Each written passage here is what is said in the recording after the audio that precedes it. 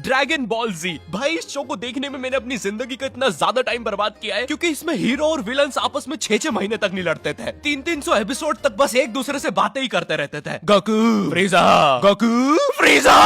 इनके आसपास मोदी सरकार ने पूरे देश का निर्माण कर दिया है, लेकिन ये लोग नहीं लड़े अभी तक। इससे तेज तो हमारे इंडियन सीरियल्स चलते हैं यार। इमेजिन अगर एकता कपूर ने ड्रैगन बॉल जी बनाया होता। आज साथ निभाना सुपर सेयन में देखिए। गोपी तुमने मेरा लैपटॉप धो दिया।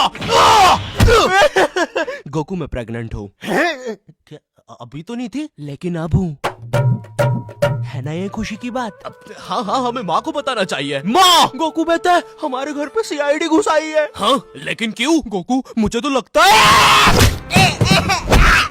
गोपी माँ वो प्रेग्नेंट थी। क्या? कल तो नहीं थी, एकदम से कैसे? माँ चलो उसे नीचे से गिरते हुए देखते हैं। हाँ हाँ।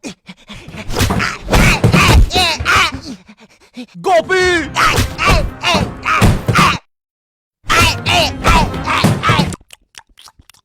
एसीपी पद्दुमन जी बताइए आप क्यों आए हैं? गोकू मुझे पता चला।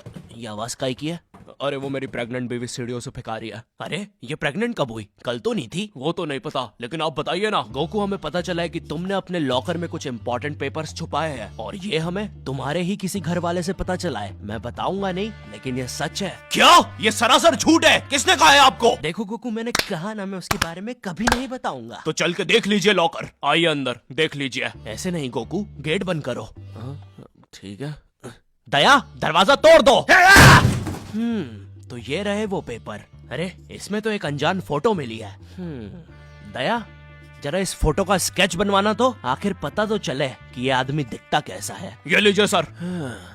ये स्केच तो पूरा फोटो की तरह दिख रहा है दया। इसका मतलब जानते हो, ये आदमी यही है।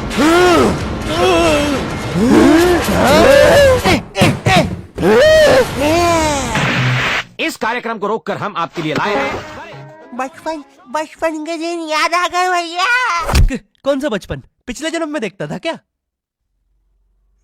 करेज द कावली डॉग को बेस्ट ना उसके विलन्स ने बनाया था, जिसमें मेरा फेवरेट विलन था पत्थर लौटा दो। ये बिल्कुल मेरे दादाजी जैसा है, वो भी ऐसे ही कुछ बोलते हैं। मेरी पत्थरी निकला दो। पत्थर ना मिलने की वजह से पत्थर लौटा दो डिप्रेशन में चला गया, और अब उसे डॉक्टर हग्गड़ पदास लेंडर से थेरेपी लेना पड़ रहा है। Next patient. अरे भूप the bulldozer, Bob the builder. बताओ क्या दिक्कत आ रही है? अजी वो क्या है कि हम करके ही नहीं दिखा पा रहे हैं। लेकिन क्या? जी हमें पब्लिक वॉशरूम में मूतने से बड़ा डर लागे। ऐसा क्या हुआ था तुम्हारे साथ? अजी वो एक दिन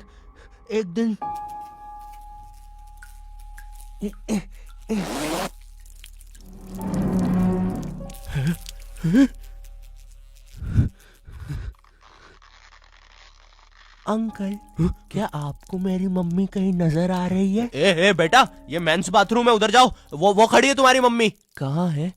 मुझे तो देखी नहीं रही। एक चनकट मारूंगा, अभी पूरी दुनिया दिखा दूंगा यहीं पे ही। देख डोरा एक्सप्लोरा। मम्मी तेरे पीछे मम्मी।